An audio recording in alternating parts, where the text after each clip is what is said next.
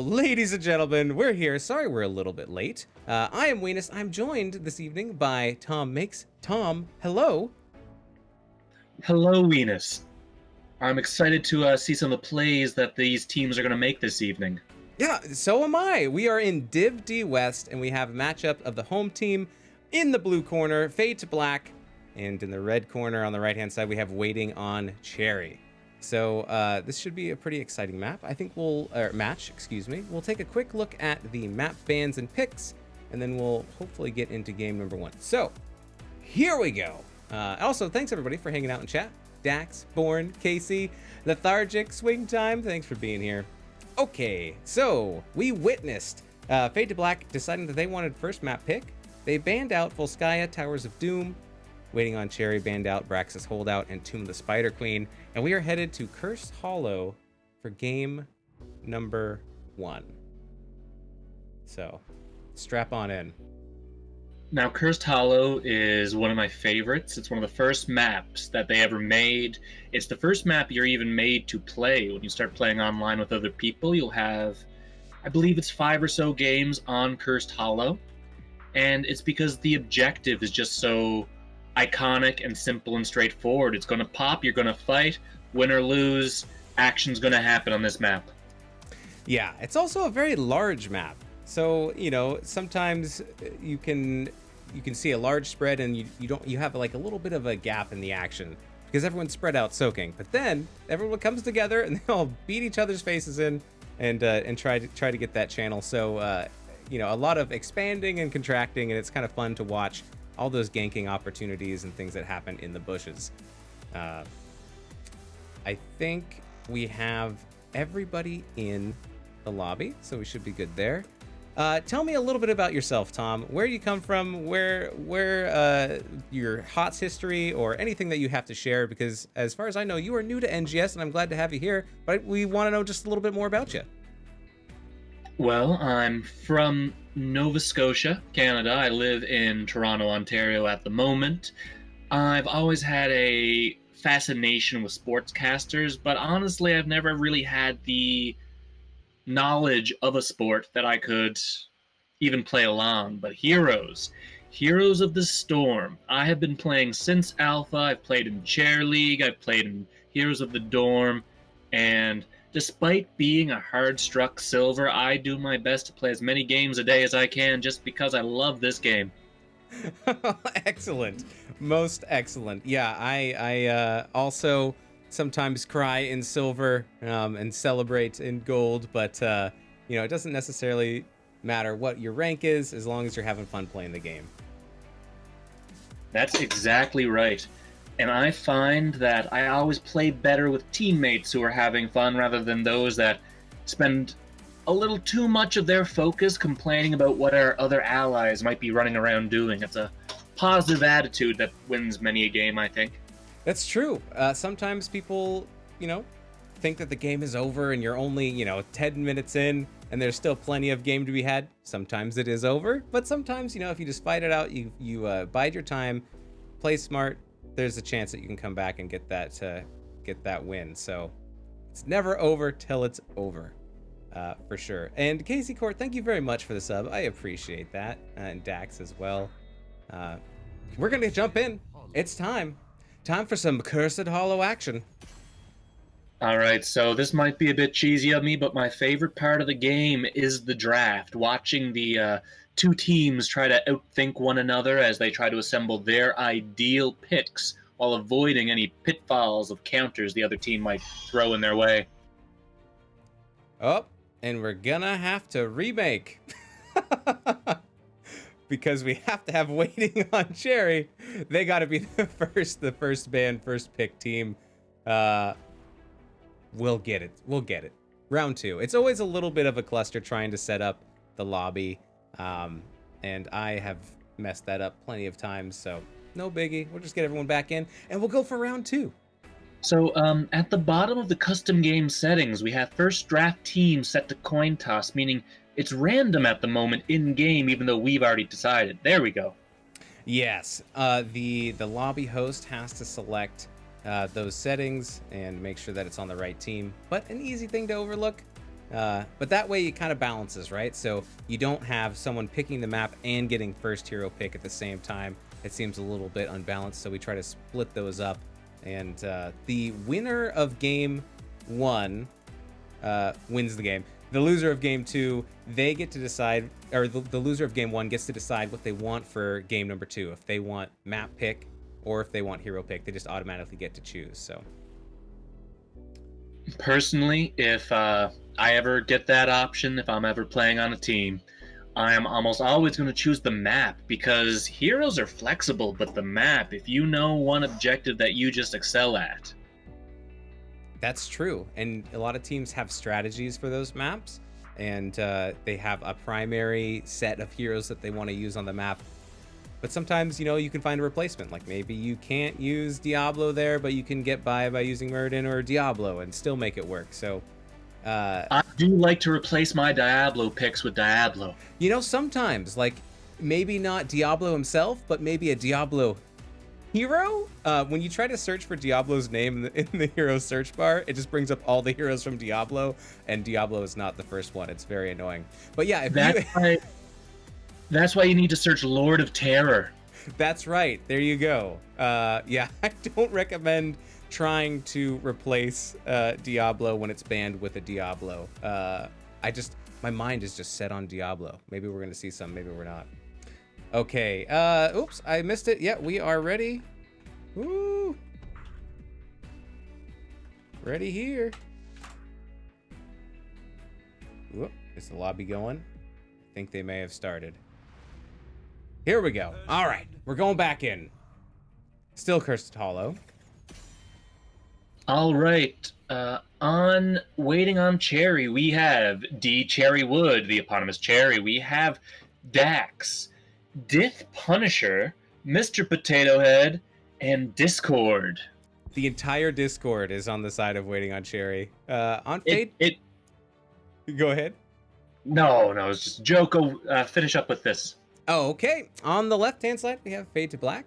We have McLarian. We have Tiny Twit. Noisy Boy NYC.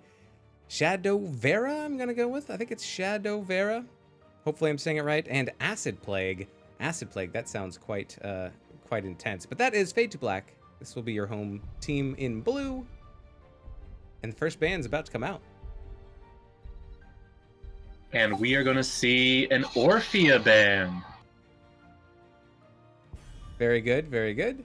Now, I think that might have been an educated guess, because in one of the Discord servers, the Waiting on Cherry captain shares with the Fade2Black captain, he's aware Fade2Black goes by an Orphea tag. Yeah, so you got to use all the information at your disposal. At the beginning of the season, there might not be a whole lot of game data available, but sometimes you have some insider information into some of these teams, and I think that was being exercised right there. Stukov going to be the first ban from Fade2Black. Do you expect more target bans, Tom? Oh. Well, I don't know either team enough to get targets, but both May and Stukov are excellent bans on this map. With the tightness of the objective areas, a Stukov silence or May stun can zone out an entire entryway into the fight. Indeed, indeed. I'm kind of surprised we haven't seen a whole lot of global bans. Maybe the teams are saving them for global pickups, or maybe they just don't play the heroes and want to play something they're a little bit more comfortable with. But here comes the second ban from Fade2Black, and it will be Li Ming. That thing, Li Ming. She looks pissed. Probably because she got banned and she'd much rather be in the thick of the action. That's true. That's true. Or, lobbing orbs from all the way on the other side of the map. Well, that's how I play her, because I'm a coward. Same. If I don't play orb build, I feed. That's just how that works for me. First pick worthy, Chromie, coming out from Waiting on Cherry. Now, the stalling alone Chromie can do on a channel objective map should never be understated. That's very true. Just when you think you have that channel, it's like the mage equivalent of Junkrat. I guess Junkrat's a little bit of a mage himself, but yeah, that inevitable poke will be coming. And here we got the double blonde feature coming out from Fade2Black. Shadow Vera picking up Johanna, and Tiny Twit picking up Anduin. Whew. I'm pretty sure they just saw how fly Chromie looked and thought, you know what, it's the blonde meta. It's true. We have 3 blondes in a row. How many more are there? I'm sure there's a few. Some could probably be adjusted with skins. And how many brunettes did they ban? That's a good point. 3. Ooh, we have a father-son conflict here going on between Anduin and Varian. D Cherrywood versus Tiny Twit. Will there be some patricide? I think that's a word. I think that's the right word. I think Anduin does have a line where he says, "I'm sorry, father," upon killing a Varian. Indeed, indeed. Lethargic says, y'all need to put some respect on Fade2Black's name. We're here. We're neutral parties. We're ready to see the respect come out. We can't wait to see both these teams go at it super hard. Is the Fade2Black, is that like what happens when you're about to pass out because the other team has just stomped all over you? No, Pokemon has taught me that's Fade2White. Ah, I see. Very good. I like the Brightwing pickup by Death Punisher. We do have an ETC global ban, and we do have a ban on KTZ. I like the Brightwing because you could be able to soak some lanes and then teleport in, or, you know, do a phase shift if people get into trouble and heal them up and get them out. So at least we have 1 global. And even though there are so few supports, Brightwing always stands out. She's dominating the meta, she's always a safe ban, and she's almost always a safe pick. Yeah, I like Brightwing a lot right now. Imperious getting picked up by McLaren. And the Noisy Boy NYC picking up the KT. Gonna set some stuff on fire. Born to Shine in chat says, Calamity build is the only build. This coming from a fantastic healer who does self-ancestrals all the time. I do too. Self-ancestral, best ancestral. I don't think I've cast Force of Will as Medivh on more people than myself. There you go. Sometimes you're just the closest target. Dax picking up the Sonya. Oh, look at this. Discord picking up the Haka. So we have a triple bruiser potential. We'll probably see Taunt out of Varian, but 2 more thick boys and girls here on the front line. And here's some more damage. A more classic build with Fade2Black, a tank, bruiser, support, mage, and attack damage. But the triple bruiser, I like it, especially if they can leverage their stronger front line. Yeah, also a lot of wave clear and another global into Haka. Well, we will see what happens as we get into game number 1. We will see you on the other side as we load on in.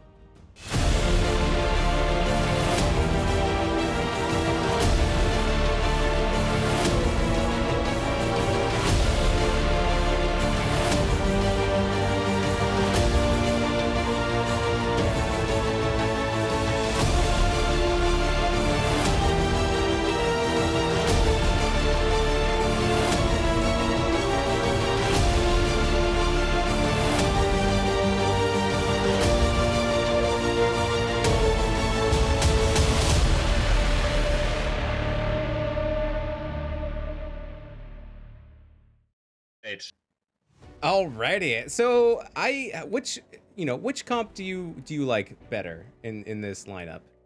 Oh, they're loading in. We're actually gonna play the game. Potatoes. Well, that sounds pretty good. Well, all the bars are full, but here we still haven't gone in yet. Aura Windrunner, welcome. You know the ones I want. What do you want me to play, Aura? Tell me. Thank you for redeeming your 469 mother cluckers. Tell me what sound clips you would like to hear as we will once again introduce these teams, or at least I will try to. On the left-hand side, we do have Fade2Black, where we have Noisy Boy NYC on the KT. We have Acid Plague on the Lunara, Tiny Twit on the Anduin.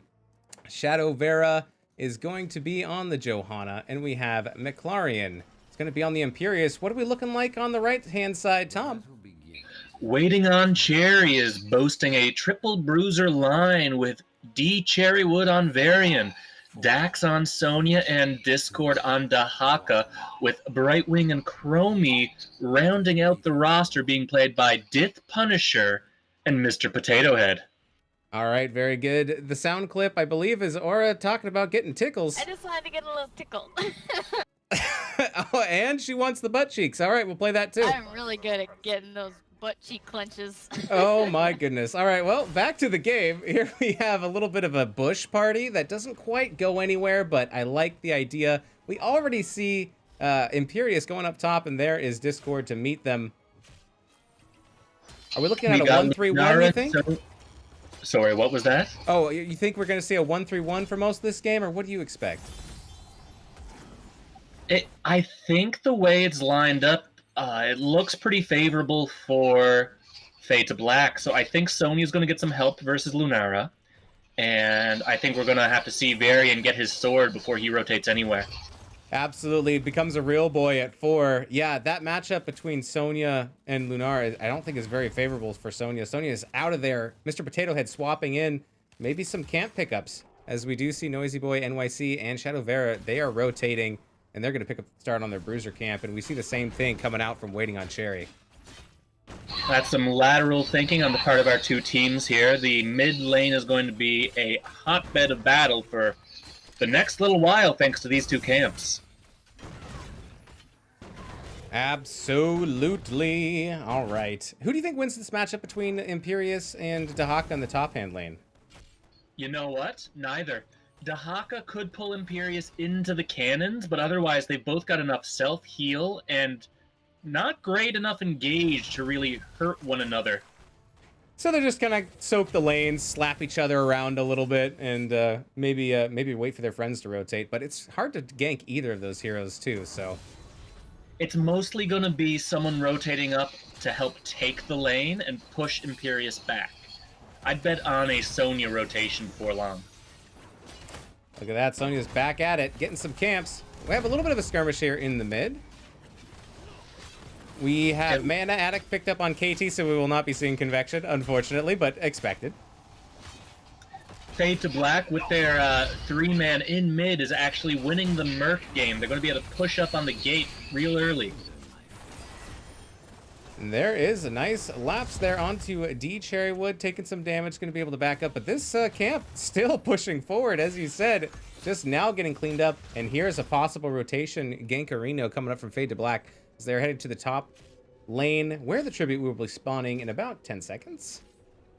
Sonya is the last to arrive from Waiting on Cherry, but Fade2Black is going to have to wait on Lunara to clear that camp bottom lane. They might need to give if they cannot stall.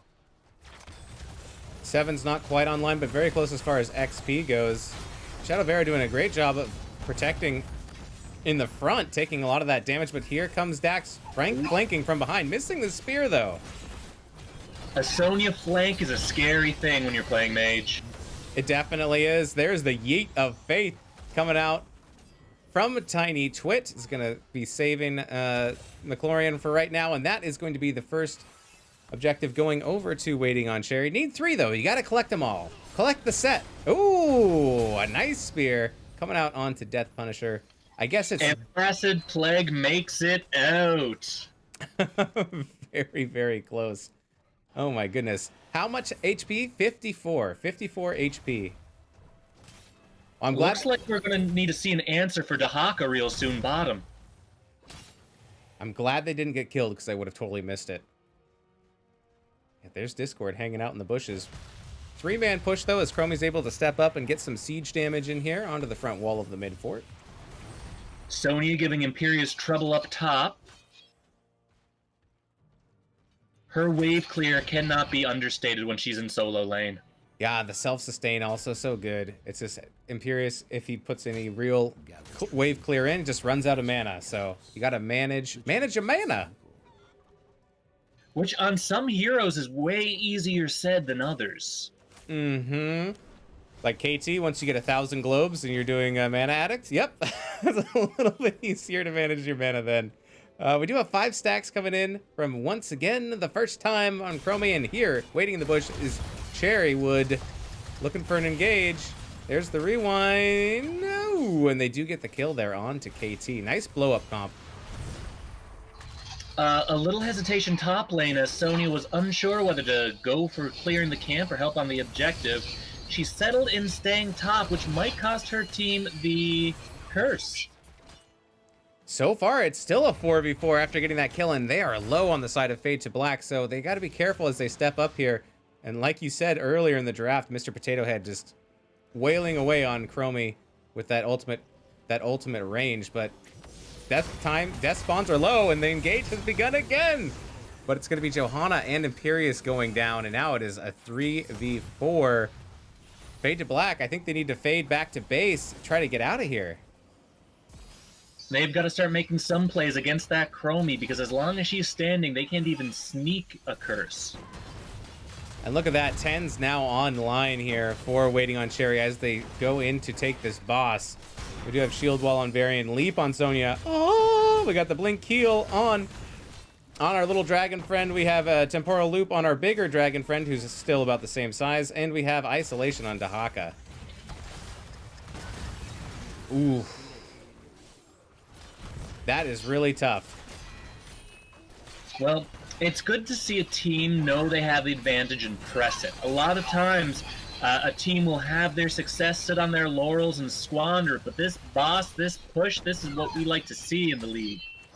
Absolutely. Win the fight, get the value, and they are getting a lot of value with this boss here. They do have 2. They just need 1 more objective, and they will be able to get to the curse. And that bottom 4 goes down.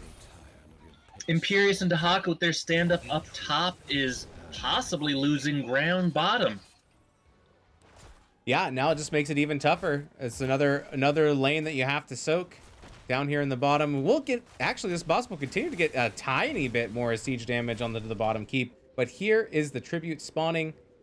10's now online, though, for Fade2Black as they pick up their heroics angelic armaments here on Imperius. We do have Light Bomb on Anduin. I expect we'll see Blessed Shield from Johanna, but we haven't quite seen that yet. Leaping Strike from Lunara and holding on KT as well. As this channel is just going to go off. It looks like they knew they weren't making it to the curse in time, so they opted to get mercenaries, which is going to take a lot of pressure off their mid lane. Yeah, not a bad choice when you know you can't quite get there in time. We did pick up Pyroblast from KT. Still waiting for Shadowvera to pick their heroic ability. And here comes Waiting on Cherry. They want this mid, though. And so far, what Waiting on Cherry wants, Waiting on Cherry gets. I do find the kill. Yeah, they do find the kill there onto KT. We did get Blessed Shield. So we do have the Blessed Shield Light Bomb combo. We'll see if that Mega Stun will be able to set up some kills for Fade2Black later. But for now, the curse continues for another 25 seconds. Discord just waiting in the bushes. I think that Fading on Black should rotate their Imperius out for Lunara. She's got an advantage on Dahaka, and Imperius' stun can get kills.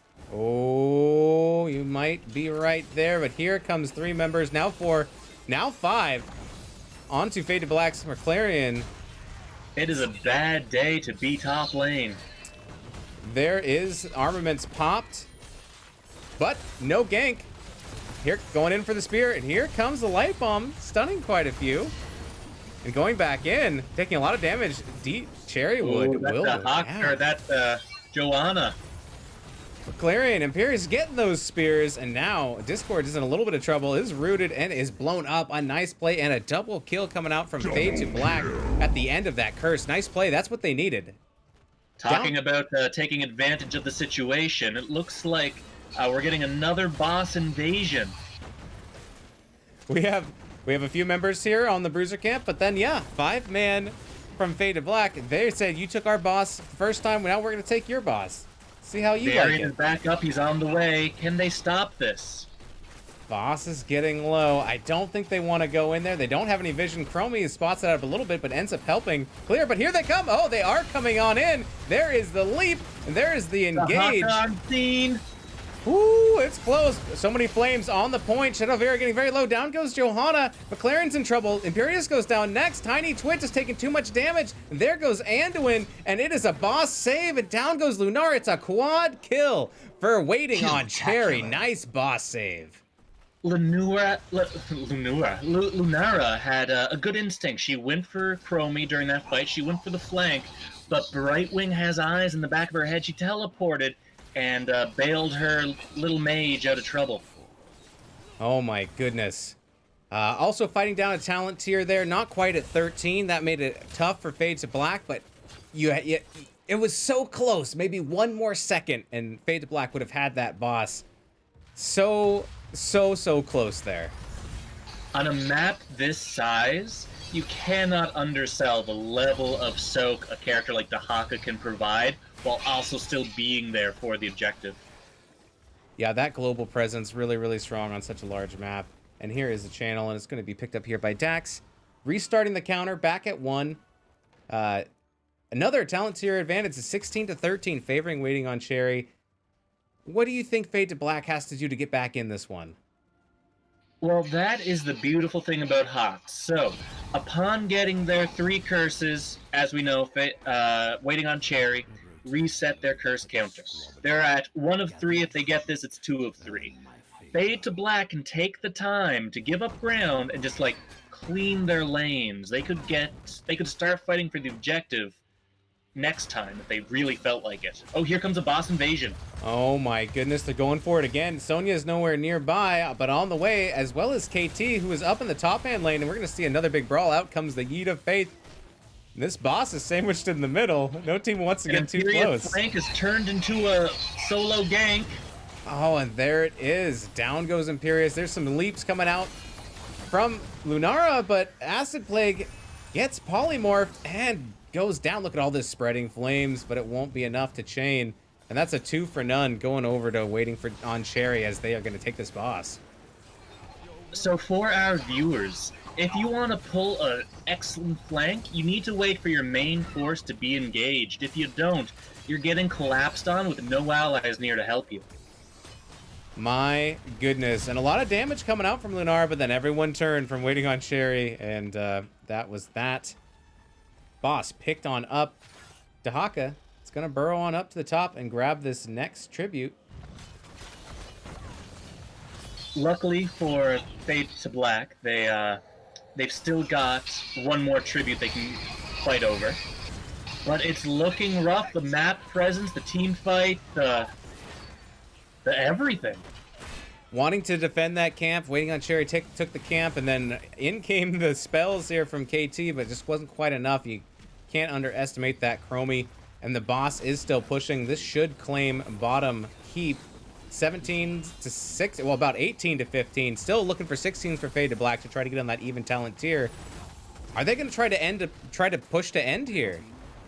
It wouldn't be the worst choice. Absolutely not. It looks like all of Waiting on Cherry rotate. They want to get a little bit more siege damage while Fade2Black is distracted with this boss, and they do clear out the mid keep front wall. Maybe sticking around. I don't know. They're letting Brightwing get the curse, and they're going to push in mid, and they're going to bring the fight. There it is. They do want to fight, preferably with 5 before 16s are online for Fade2Black. In goes Discord, looking for a tongue, looking to get that tongue all over. Not quite finding it yet, but they do find a kill in Imperius.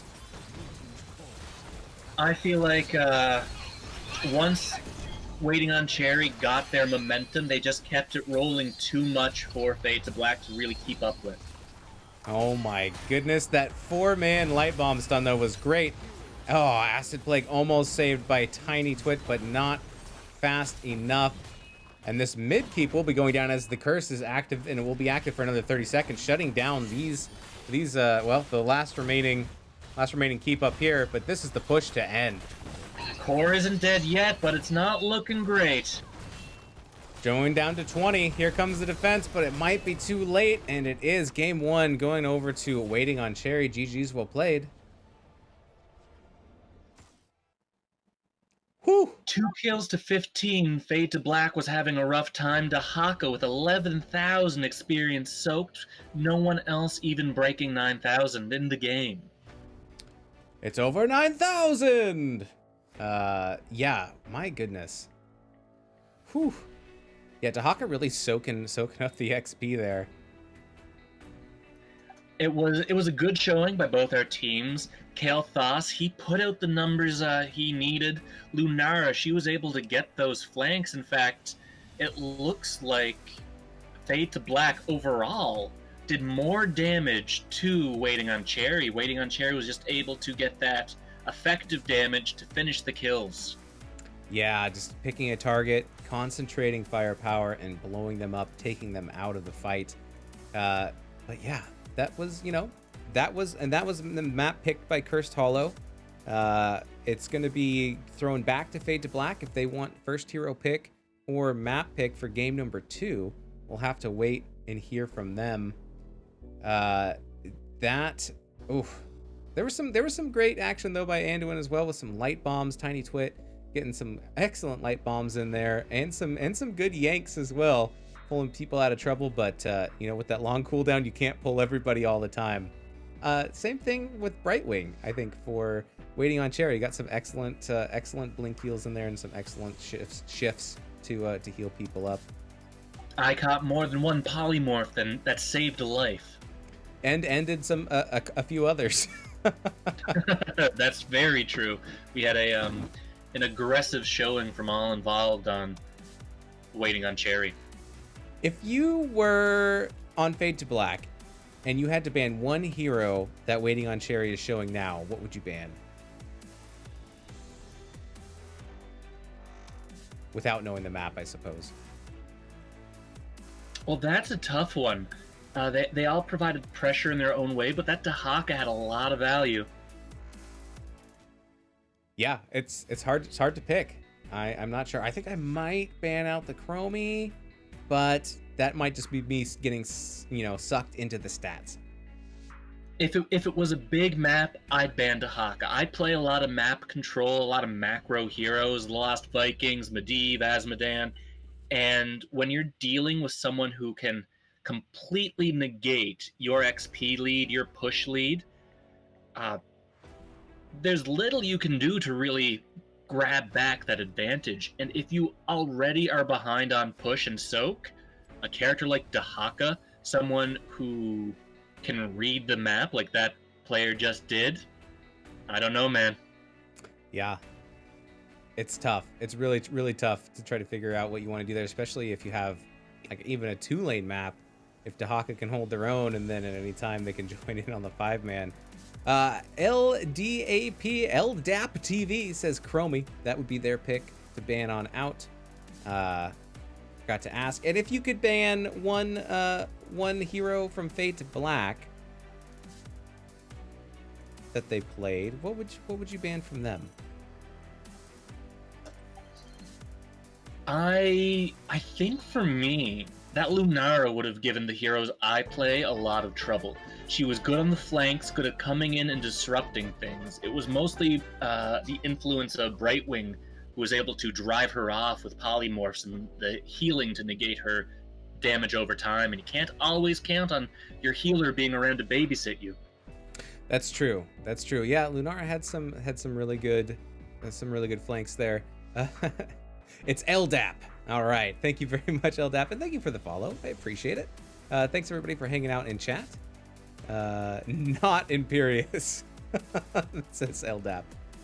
All right. So we are. Hopefully the captains are figuring out where we are going to be headed next, and we will get loaded in there as soon as the lobby is ready. NGS does have a Patreon. If you are interested in supporting this free league, you have extra money, you can. There's plenty of ways to support by playing, just being part of the community. But if you have money you want to burn, we do have a Patreon, so here's that.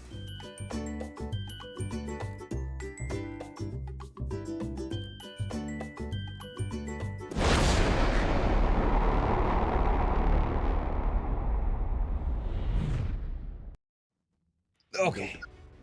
All right. Let me just have to send one thing real quick.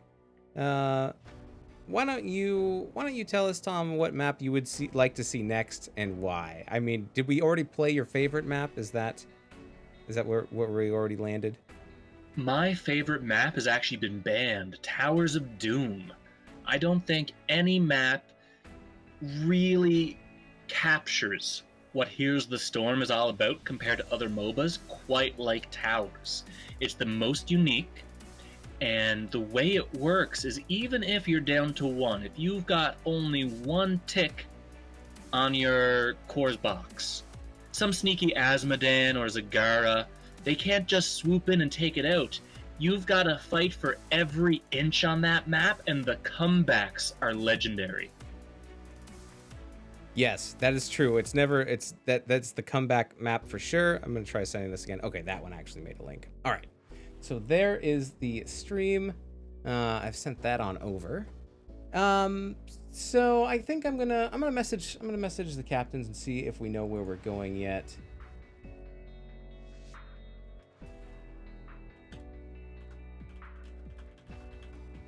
Oh, and, I don't think I updated the score. I think that's something I forgot to do. Yes, I always forget to do that. Sorry, continue. I did not mean to interrupt.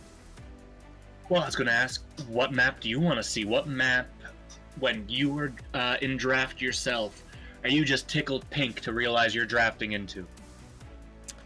You know, let's see. Let's take a look at the maps and see what's left here.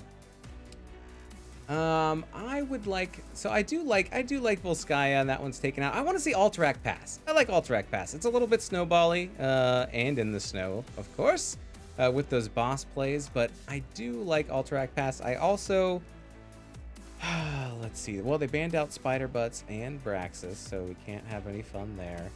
Tomb of the Spider Queen is probably my most hated.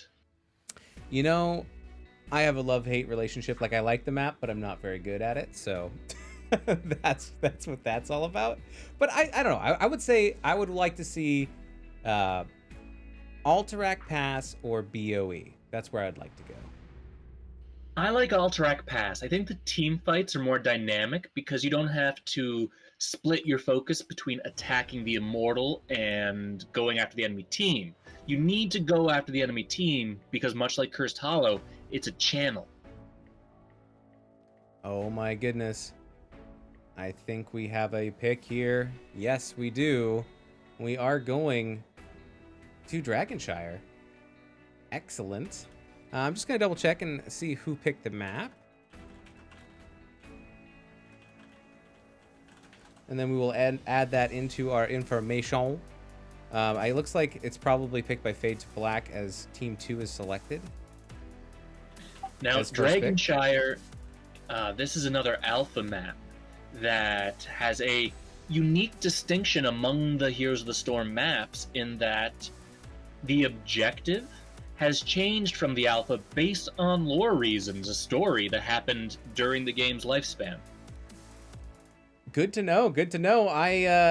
Another thing that's interesting about this map is the objective counts as a hero. So, you know, if you have stacking quests that you want to get that has to hit heroes, you can stack them on the Dragon Knight if the enemy team's got them. So, and that also includes things like Tychus when you got your minigun, so you can kind of shred the Dragon Knight that way. It's kind of an interesting idea where you don't always get that, like with Punishers or with Immortals. Those are their own, but climbing inside of a dragon turns it into a hero as well. I've always enjoyed the dynamic of being Cho'Gall in a map with a drivable objective, because as a Gall player, I just feel so powerful having two monstrous HP bars between me and needing to stop shooting the enemy. Yeah, never going down, and then throw an Ariel in there and get a big old res on Cho'Gall as well, and then you're just never dead, just health for days. Ariel, Karazim, Rhaegar, and go to town. Maybe get an Alex Strauza, do some Lifebinder nonsense. I love it. Although I hate playing against Cho'Gall because they just wreck my face. I love playing against the heroes like Cho'Gall and Deathwing, especially when I'm playing someone like Sonya. It feels like a boss fight in a MOBA. It's such a good time. Very good. Very good. All right. So does this fit the criteria in your eyes for banning the Dahaka? Oh, yes. This map, while it doesn't quite have the same size, the distance from mid lane to top lane is surprisingly long thanks to the curving hedges within. A Dahaka will give you immediate control over any exposed objective here. And with one being top lane, one being bottom, that global travel is just... It's very ban-worthy. But we'll see if Discord wants to pick it up or if they even have the chance if it does get banned out here by Fade2Black. Xeno Emblem for the win says Ariel Cho'Gall is OP. Cho'Gall Brightwing isn't bad either, says Casey. Is that because of the picking up 8% on phase shift, or maybe? No, Brightwing's just good with everyone. Yeah, Brightwing's just good in general. Speaking of Ariel, I think I have some Ariel voice lines. Does she say anything fun? Oh, this is kind of weird. Like, I dug through the sound files and picked out some odd. We're just waiting for the teams to go tinkle real quick. Here is an audio clip that's kind of weird. The mortal known as Tracer told me of a dish from her world called angel hair pasta. Why must these mortals be so morbid? So there it is. All right, it looks like we are all back from Tinkletown and we are ready to get into the draft. I love that there's a delay but hitting start and it actually launching. Here we go though. Dragonshire. Yes, Zeno says Cho'Gall Morales is Bane. LOL. And Casey Court says healing on Brightwing, percent healing on Brightwing. Yes, absolutely. Yeah, when you have a big old thick health pool, percentage healing is helpful. Thank y'all. Now I'll tell you, the main way if you want to fight a Cho'Gall is with CC, not with percent damage. A Cho'Gall has many tools to escape and a HP pool that if you can't hold him down, he's gonna walk away while his brother blasts your HP to chunks. Hold him down, throw a bag over his head, and try to beat him before they're unstunned. Honestly, you get a Diablo with Overpower, you're holding him down. You get a Dahaka with Isolation, throw the bag over his head, and get Karazim in there for the kidney shots, and that sounds like a good way to handle a Cho'Gall to me. I love that idea, throwing the bag over, because you need two bags, right? Because Cho'Gall's got two heads. You gotta put one bag over one bag over the other. I'll ram, I'll mid. Two Dahakas, both Isolation. We got a Mayban from Waiting on Cherry. Yep, not letting that through. I believe that was another ban, or the same ban from Game 1 from Waiting on Cherry. I'm curious to see if we're going to see the same bans coming out from Fade2Black, or if they're going to adjust based off of Game 1. Nope. These folks, they've either gotten in with the enemy team, or they just do not like getting zoned. Yes, absolutely. Where's that quote found, says Zeno? I'm not sure which quote that you are referring to. There is a 30-second delay, so I forget what I say almost. The Oriole quote. Oh, the Ariel quote? Yes. Yeah, it's from the game sounds. Yes. She says some weird things. They all say some kind of weird things. Here comes another ban from Waiting on Cherry, and it's going to be the Orphea again. And you know what? That's not a bad idea, because an Orphea who can make use of her dash, hard to kill, deals damage, and is a bit of a pain because she looks so good doing it. Absolutely. Here's her talking about her face, Ariel's face. What are you looking at? Do I have something on my face? Oh, no, of course not. Oh, she's disappointed because she doesn't have a face. But you know what, Oriole? You might not have a face, but by golly, you got gumption. That's right. You got chutzpah. We do have as long as you have hope, Oriole. That's right.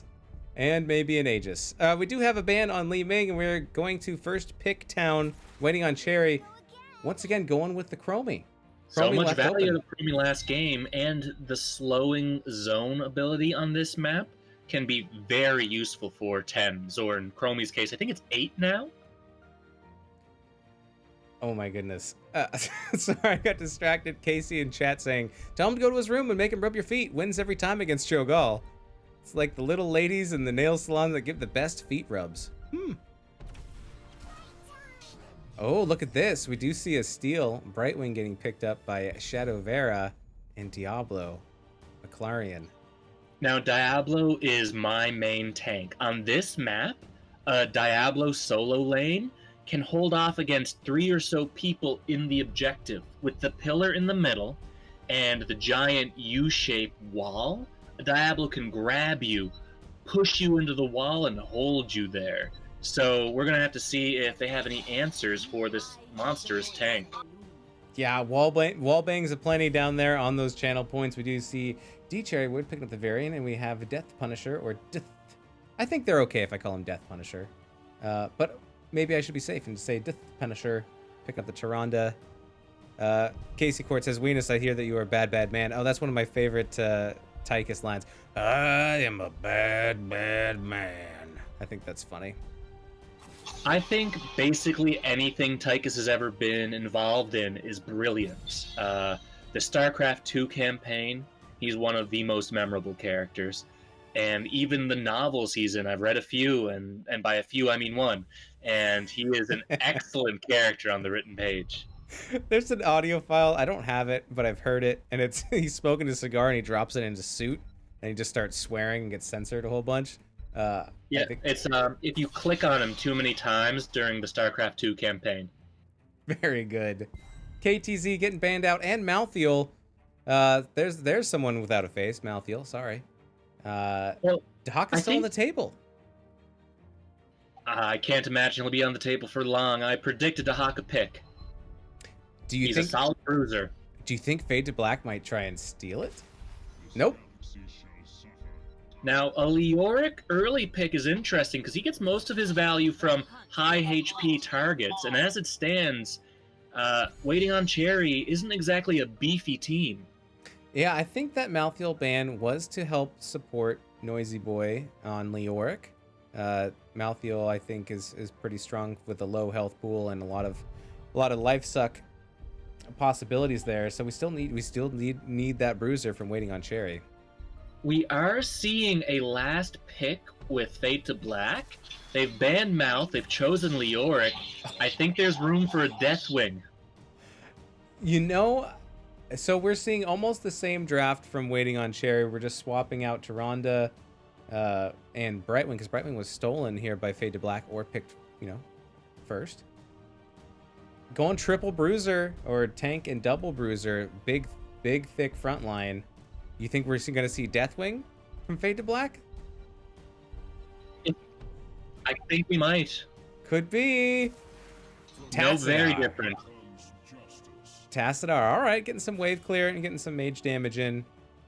Those walls trapping you with a Diablo and a Leoric, trapping you where a Lunara can use her enhanced speed to reposition. A Tassadar could be making some plays here. Yeah, that could be super spicy. I look forward to seeing what happens.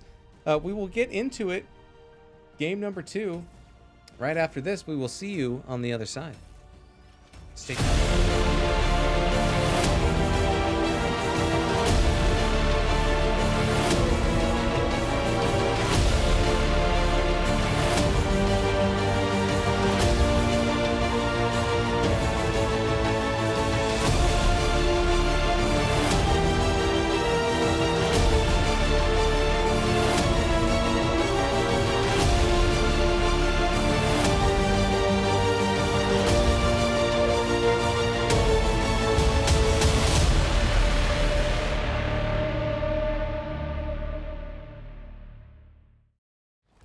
Okie dokie, artichoke, here we go.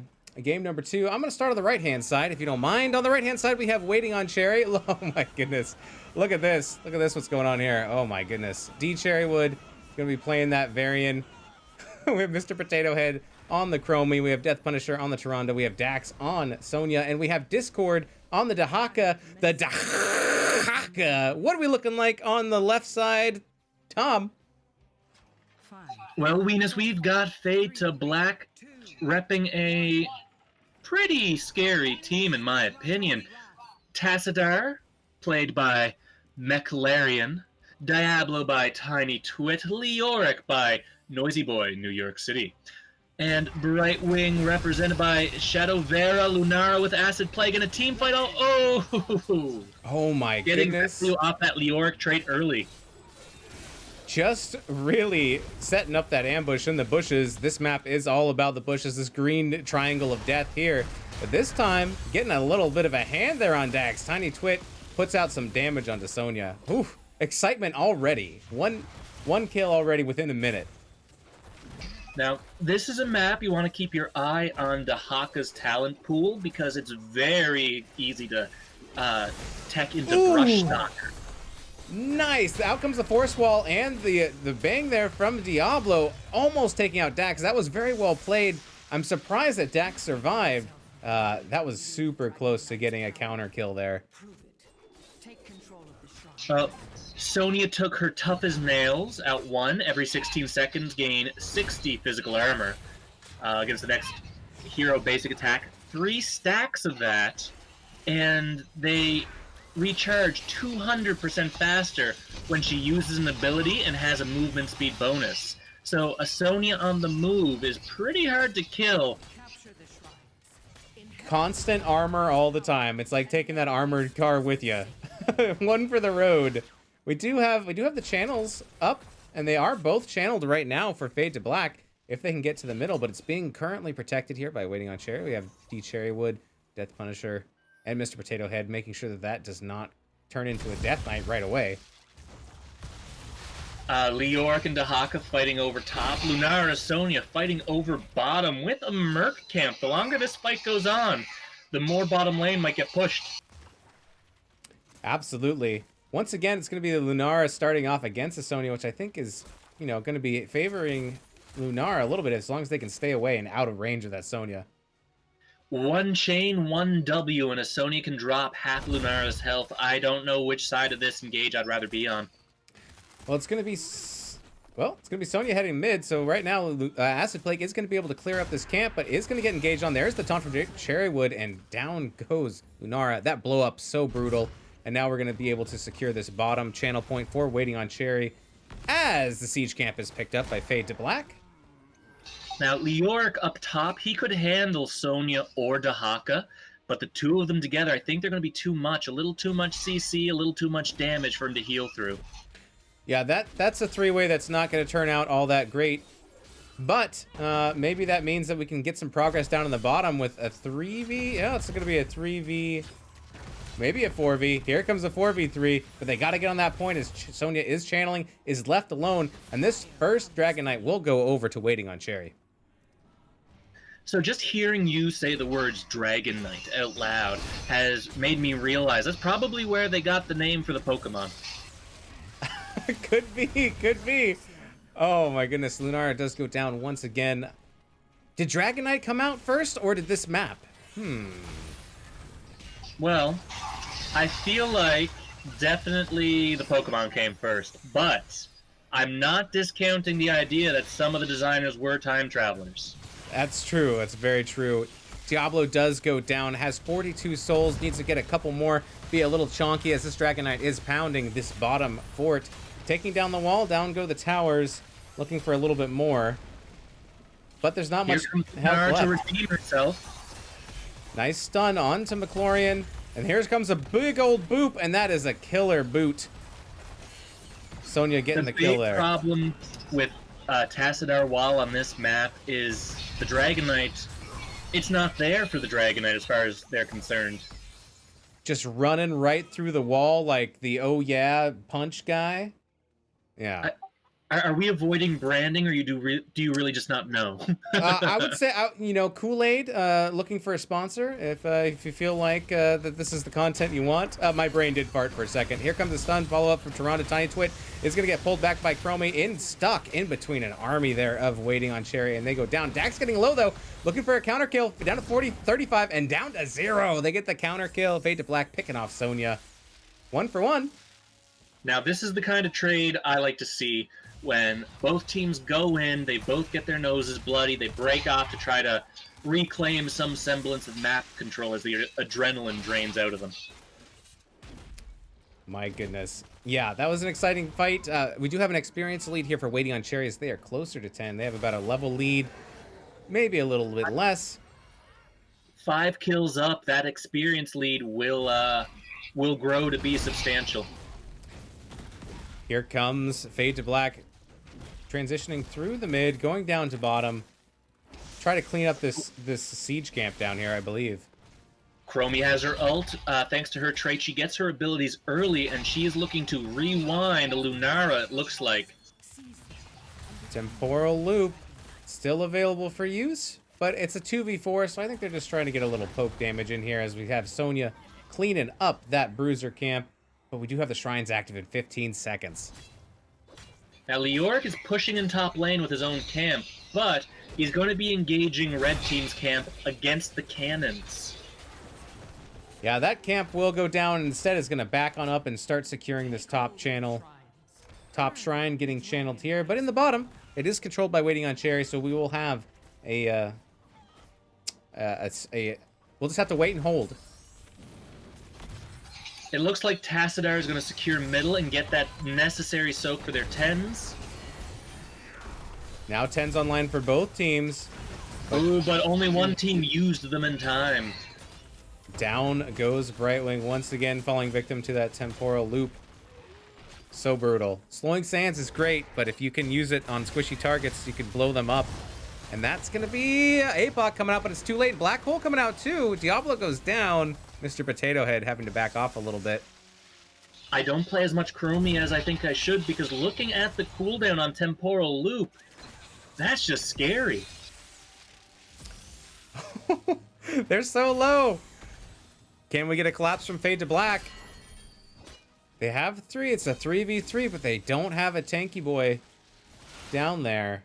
Sonya is in the top, going to be facing off here against Leoric. And that's going to be a 2v1. Fade2Black, they're cautious, they're nervous, they've gotten blown up more than once. Noisy Boy will be able to get out, but there is the second channel. Florian holding out in the mid to make sure no one just gets that for free, but here comes Sonya. Leoric taking top back. Ooh, yep, getting that channel.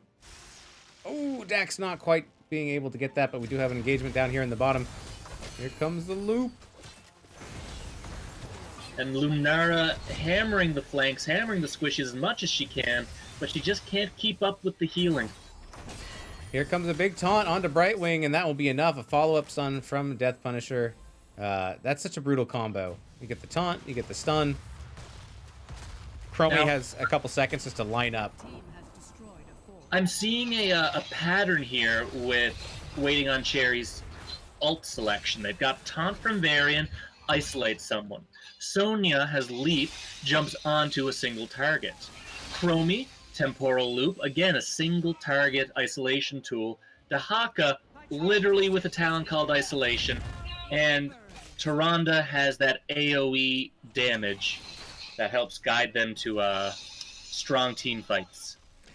Yeah, you don't have to kill the whole team. You just have to kill one and then get the advantage, and then you can work from there. That's a very interesting perspective. I like it.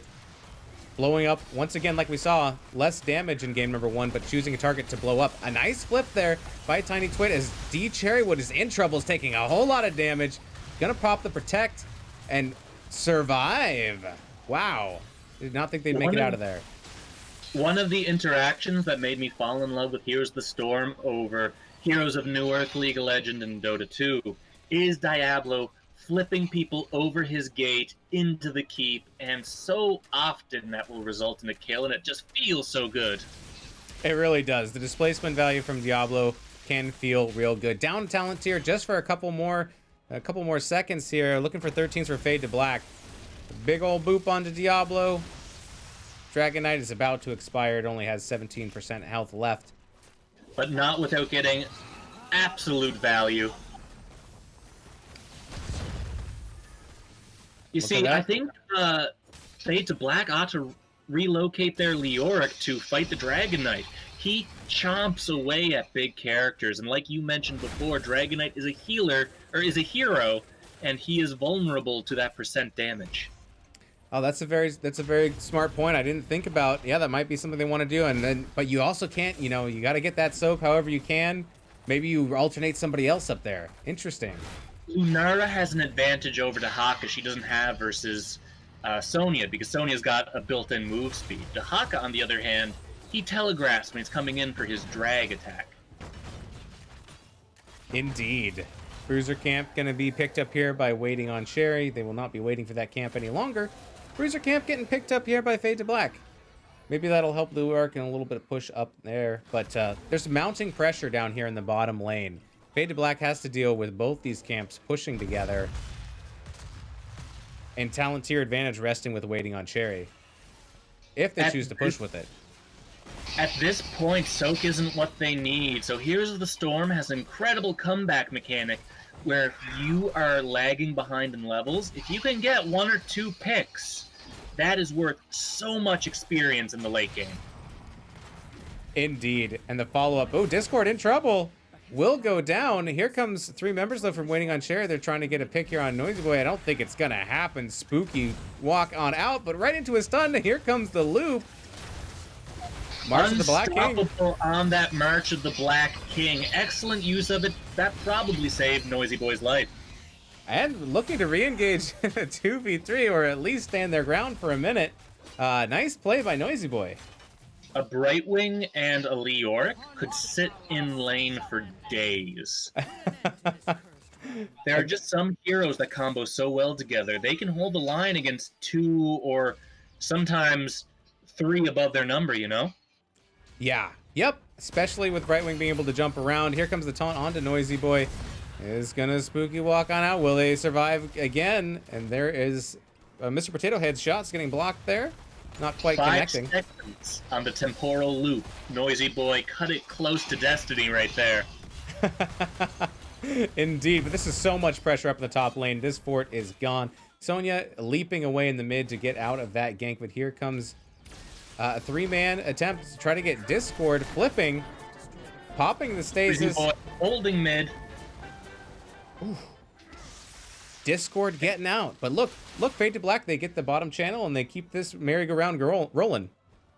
Leoric has to answer the camp in top lane, though, leaving Fade2Black a man down. There's a big fight happening. Down goes Tassadar. Lunara is picked as well. Tiny Twit is not going to survive, and that is a triple kill.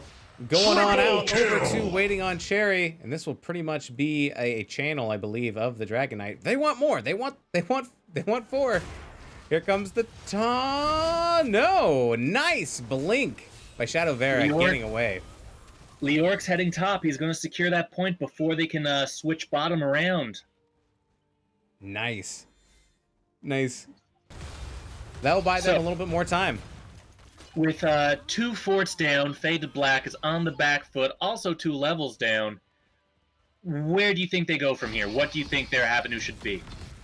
I think there's no longer a fort to protect in the top and in the bottom. I think you need to rotate as 5 and try to get some picks if you can. If not, try to stay back and try to avoid getting picked yourself. But either way, it's tough right now for Fade2Black. They're going to have to fight an uphill battle as this Dragon Knight does go over to waiting on Cherry, and it's pushing mid to take out the last remaining fort from Fade2Black. However, we're going to see Leoric in this fight, and we're going to see just how well he can chunk away at that dragon. Ooh, an excellent black hole. There is a boot, though. Force Wall waiting on Cherry from retreating. Death Punisher getting targeted in the backline there by Acid Plague. And we are going to see Starfall come down as well. Okay, well, that could have been worse. Lunara poked expertly. She made sure the back line couldn't get the footing it needed to support the dragon, and then she was able to escape through the top and even duck around Dahaka before she could get jumped on by Varian. That's what I like to see. 20 is almost online, and there will not be an opportunity for Fade2Black to pick a fight before 20, so they are just going to have to endure it and try to pick whatever they can off this map. Dragon Knight is about to go down. It has very little health left, but here comes a big taunt and a follow-up stun from Tyrande. Oh my, so deadly. Now this is looking a bit gruesome. The Dragon Knight is almost out of time, almost out of HP, but they're 5 men strong, they're all healthy, and... Ooh, a nice black hole, but I don't know if it's going to be enough. Down goes Brightwing. Tyrande gets picked. McLaurin trying to run around. A nice flip there by Tiny Twit to keep their backline safe. Diablo, Tassadar, and Leoric. I think they could hold a core. The end of Fade2Black doesn't, waiting on Cherry doesn't have the healing they had with Tyrande, so maybe, just maybe, we're seeing a defense here. It looks like it's gonna happen. Cherrywood has taken a lot of damage. Dax has already backed off. Noisy Boy going in for the slow. This is the kind of comeback you like to see. Oof. There's a kill onto Diablo, though. So low on the side of waiting for Cherry. But I think they're going to be able to walk on out. Cherrywood going back in. And there's the kill on Leoric. Lunar maybe going in to get some picks here and finish some people off, but is surrounded. Oh my goodness, they're so low. Down goes Chromie. Down goes Varian. Looking for that poison onto Dax. Trying to spin on out. I think it's too much damage. There it is. Look at that. A total of a quad kill going out for Fade2Black. Oh no. Maybe all. Team wipe. That's it. Tyranida's back up on her feet, so we can't quite call it a team wipe. They killed, yeah, I'm going to give it to them. I think that was an excellent defense. And my goodness, that's what Fade2Black needed to do. They're up to 20. They're down. They're only down one keep, and they're right back in this game. We saw some excellent walls from Tassadar there, and unfortunately, Waiting on Cherry fell prey to a fatal mistake when fighting Lunara. They tried to run from her. If Lunara is chasing you, you can't outrun her. You've got to turn and fight and chase her off. She's flimsy. She will slow you for days. She will slow you all the way to level 40. All right, look at this. We got 220s now. Everybody is almost up to Haka. 10 seconds out. We might have our first Fade2Black Dragon. Yes, we do. Going down mid lane. And it's 17 minutes in, so this is going to be a beefy Dragon Knight. Choosing to take it mid.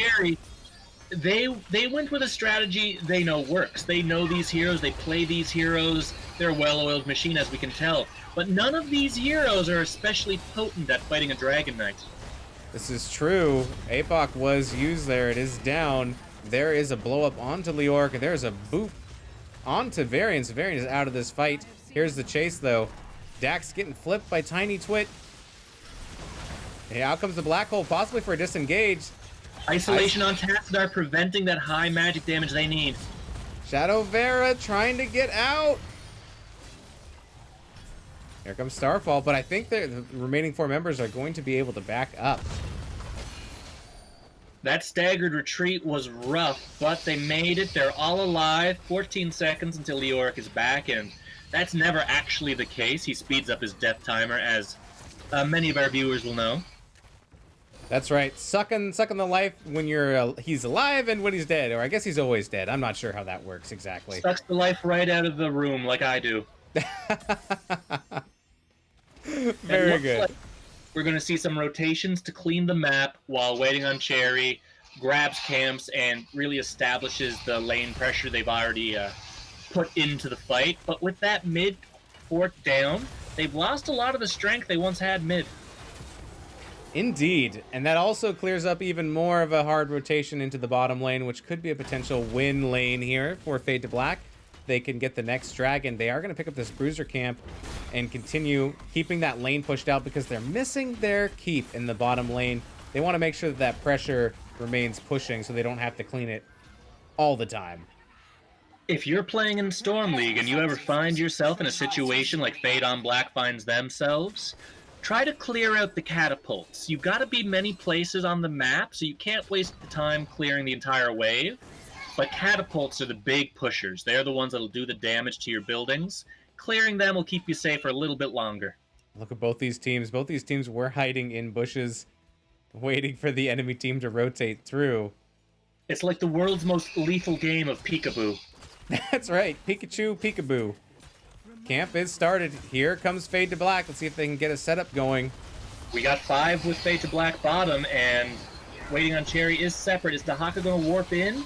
Is top lane going to get pushed in? Is this wombo going to happen?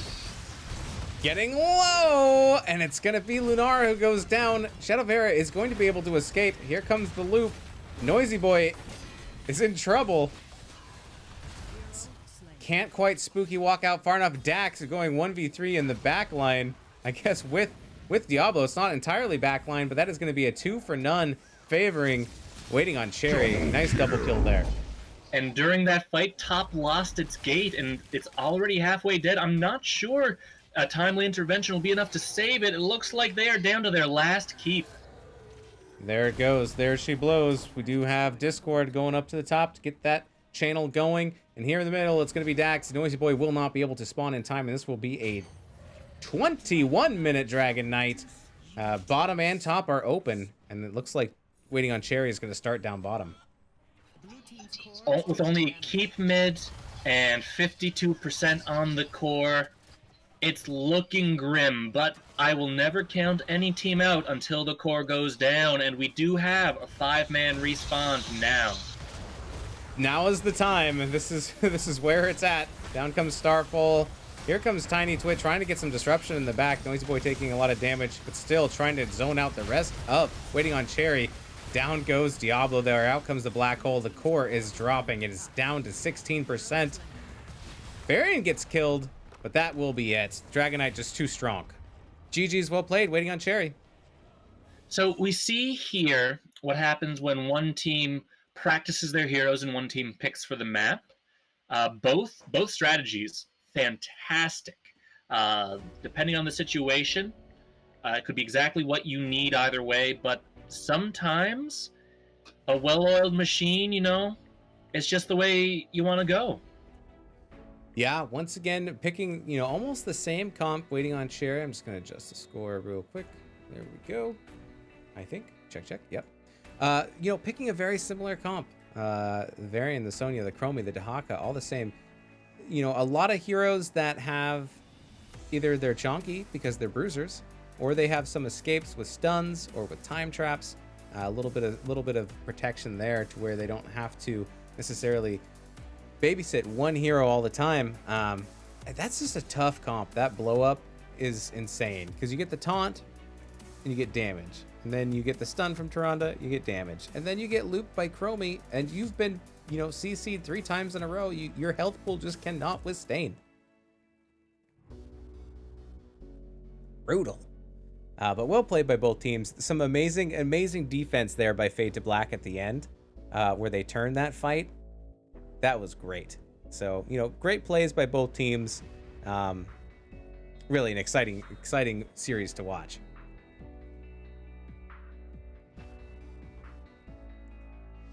All right. Do I still have you, Tom? You do. I forgot I was on push to talk, and I was sharing my commentary and wondering why I was getting ignored. That's my bad. I'm so sorry. It's like me talking over you, but I didn't know. Sorry. Oh, the floor is yours now. Well, I gotta say, Fade2Black, they really showed us what makes this game fun to play, fun to watch. They showed us how you can dig your heels in, defend against a push, and then really take advantage of that momentum you build up on your own defense. But I think they made the wrong choice having Leoric babysit Dahaka. You did make that point about Leoric coming in and maybe doing some damage to the dragon. Maybe, it was... They did get a late game dragon, though, so they were not dragonless. But at that point, it's so hard to come back when all of your structures have been cleared. Well, that's the thing. Like you pointed out, that they had so many ways to just break down individual heroes. Having all their squishies and just one tank probably hurt Fade2Black's team fight potential. Because if they had to spend 2 of their ults each on Leoric and Diablo, it would have made Tastar, Brightwing, and Lunar a lot safer. Indeed. Well, we're still early in the season. Plenty of adjustments can be made, and more information can be gained about these teams for the research. Oh my goodness. But still, so much fun to watch, and I think we're going to be able to get an interview. Let me see. I'm going to go to the map screen real quick, and I'm going to check in Discord and see if we are going to get an interview here with Waiting on Cherry. Born to Shine in chat says, GG, Waiting on Cherry. Live Dak says, GM Tibbles. I wanted to say Tribbles, but it's not Tribbles. And Bakji, thank you for the follow. Let's see. The great thing about this set of 2, every single player at some point, they had a moment, they shined, they made plays, and they took risks. I think this season, this league, is going to be one to watch. I think it's going to be entertaining to follow. And I did just get word we are going to get an interview with Punisher So I will be looking for them. Okay, I do see them. So do you want to hop into lobby 5 with me in the Nexus Gaming Series Discord?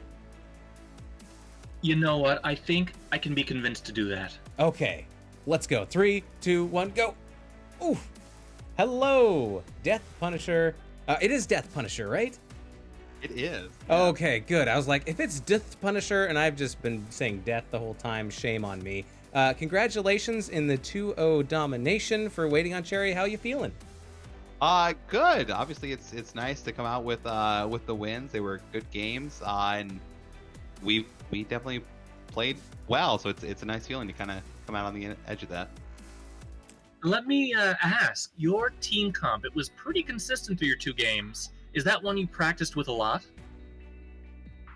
You know, I mean, I'd be remiss to say, but I think most people understand how the taunt variant blow up comp works, and I just kind of happened that was kind of our strategy tonight going in and seeing how it worked out, and you know, it worked really well for us to run with that style. So we just kind of said, let's go for it twice in a row and see what happens. If you had the opportunity, do you think you would be picking up the Brightwing as well? Is that your preferred? You know, we love us some Stukov, but obviously I think everyone kind of knows the Stukov silence is real dirty, and you got a bunch of CC on top of it. It's just never fun for anyone not to be able to press buttons. So we prefer that, but you know, anyone with good easy CC just makes it, you know, pretty automatic for us. And that explains why Stukov was banned against you in both games. I believe it was also Li Ming banned against you as well. Is that something that you guys like to play a lot? You know, we have both our you know, Dax and Potato have a really good mage pools for us. So I think, you know, we can kind of substitute a lot in there as far as how that works out. We were a bit surprised they let the Chromie through, and I suspect we won't be seeing Chromie available for us probably for a few more matches here after tonight with Potato. Mr. Potato Head throwing out some sandy potatoes for sure. Oh my goodness. Go ahead, Tom. Before the game, you shared an anecdote with us. Waiting on Cherry is because the eponymous Cherry who's in the game, he's not the most punctual lad. It seemed like he was right on time for all these objectives, though. You know, it's funny when it comes to game time. He's Roger on time, but you know, obviously the name says, kind of wrangling him in before and after is always a bit of a hard thing to do for sure. So tell us about the captain dynamic of having Dax is the captain. Is that right? I'm not honestly quite sure how that works for us. I know I think according to Nexus, Dax is the captain there, which makes sense. He's you know, he's a good caster for us, a pretty good mod now for I think Div C or Div B now is somewhere up there. So you know, he kind of has all the connections and has a good rapport and understanding of everything. So I think that happens there. But you know, kind of our de facto kind of you know, team captain, if we were to place a C on someone's jersey, is definitely with Cherry there as well. Absolutely. And we do have some hype. Nexus Gaming Series is rating us. Welcome in, everyone. We are just talking right now to Death Punisher. Waiting on Cherry has secured a 2-0 domination over Fade2Black, but they were close games. They were fun games. Just a lot of fun to watch. And I would say, where do you see yourselves going in this season? Do you guys see yourself playoff contention towards the top? Storm Division next season? Where do you guys see yourselves as a team for season 11? Lofty goals for sure. You know, I think right now, with everyone's goal, I think that the hope being we you know, we make it at least you know, through the playoffs, and ideally our goal would be to get to the finals this season. I know a couple seasons ago we made it into the West Finals and then lost there to Randy Newman's. So you know, our hope is to get there and eventually keep progressing and moving up through the div ranks to see where that goes after that. Very good. Is there any team currently in the league that you got a bit of history with? Maybe you want to play against them just to rekindle some excitement from a previous season? Honestly, I don't know all the teams in the division. I'm the worst person for prepping wise as far as this goes. So I don't remember anyone. Like I said, Randy Newman's, but they've progressed on. I think they're up in Div B now, I believe, or maybe even Div C. So we won't be seeing them, but they've done a really good job. And like we just kind of hope to take it a game at a time and kind of keep improving our macro and micro plays between individually as well. And ideally that'll take us to the promised land, as it was. Very good. Dom, do you have any more questions about the game? I have one silly question for the end, but if you have anything else about the game, please ask away. On Fade2Black, on that team, either game, which enemy, like just by their character, who was giving you the most trouble? I have to say probably I would have been game 2 with Leo. Definitely, we weren't necessarily counting for that role swap to the off lane, by them, and so it threw us a bit for a loop there, especially at the end. Leo with the 20 talent, it just is super powerful. The way they were playing, they played really well. So I think Leo probably at the end there was a bit of a pill for us. I mean, we got caught by the task a couple times and some pretty bad choke points in game 2. So yeah, but me personally, I think the Leo was more of the problem than what I was expecting with that role swap there. Yeah, Death March applying Drain Hope on everybody. That's pretty brutal to deal with. My goodness. All right. And yet you did admirably. Yeah, we tried for sure. I don't think Toronto was quite up to the task at the end there a little bit, but it was enough. Very good. Well, all right. Teams in Div D West, take notice. They've played it. It's public. Check it out. See what you can do against them, because they are coming for you to blow you up next. All right. We're going to let you get out of here, but last question. Burritos or tacos? Ooh, gosh. If I had to choose, I'll adhere. I would say chimichangas. That's my jam. So it's kind of like a fried burrito at that point if we're going to count that. But definitely burrito for sure. All right. Very good. Do you have any shout outs on your way out before we let you get on out of here?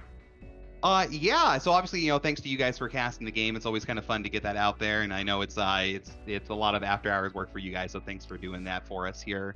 Thanks Fade2Black as well for some good games. Lots of things that we have notes on, we want to work on as well. And they definitely are a team. I think will probably be a lot of good stuff coming from them here shortly as well. So thanks to them, and obviously our sponsor, because Dax wanted to say this, Rogue Energy. If you use the key code or the discount code HOTSCHERRY, you can get a little discount on your order from them. And then, obviously we want to give a shout out to our coach Shredded as well. He's done a really good job kind of helping us along and bringing us into a little more macro-esque game. And so we, just want to give him mad props for that as well. And then obviously the rest of the guys, Potato Dax and Discord, and then also Cherry as well. Some good games tonight. Really, really proud of the way we played. Most excellent. Well, congratulations once again. And thank you very much for the interview. And I look forward to watching the rest of your season. Yeah, thanks, guys. Have a good night. Thank you. All right. Thank you.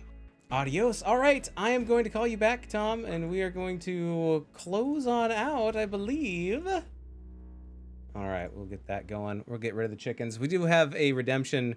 Slexia has redeemed the mini honker for 469 mother cluckers. Hello, Slexia. Oh, no. He's so keyed out. Should I, put him with... Oh, I can't even put him with the other chickens. Oh, so sad. I think these chickens are a theme for you. I like chickens. I got a whole bunch of chickens around. I'm just a goofy person in general. I am going to turn the chickens off, though, and get your video back in. Boop. Well, that really is what people came to see, is my just it's gorgeous. True. It's really, the truth is there. But thank you so much, Tom, for coming in and co-casting with me. It's been an absolute pleasure. Where can people find you? Do you have any shout outs before we head on out? Certainly. Well, to find me, tommakespodcasts.ca is my website. Or you can check out @GailmontDev on Instagram to get a sneak peek at the old school Game Boy game I'm working on. As for more shoutouts, I want to say thanks for waiting on Cherry for giving us such an impressive offensive. Thank you to Fade2Black for showing us what comebacks can look like in HOTS. And thank you, Weenus, for having me on here and making it such a good time. Oh, my pleasure. I'm glad you had fun. I know I did. And yes, great performance by both teams. All right. You can find me on Twitter at MoistWeenus or here, twitch.tv/MoistWeenus. Thanks, everybody, for hanging out in chat. Thanks for the redeeming your mother cluckers. Thanks for the raids. Thanks for the bits. Thanks for the subs. Thanks, everybody, for being here for Nexus Gaming Series Season 11. I think we are going to head on out. We'll find someone to raid. I think maybe someone's still doing Nexus Gaming Series, so we'll have to check that out. But for now, we are out of here. Thank you so much. Toodaloo. We'll catch you next time. These are your teams. Bye-bye.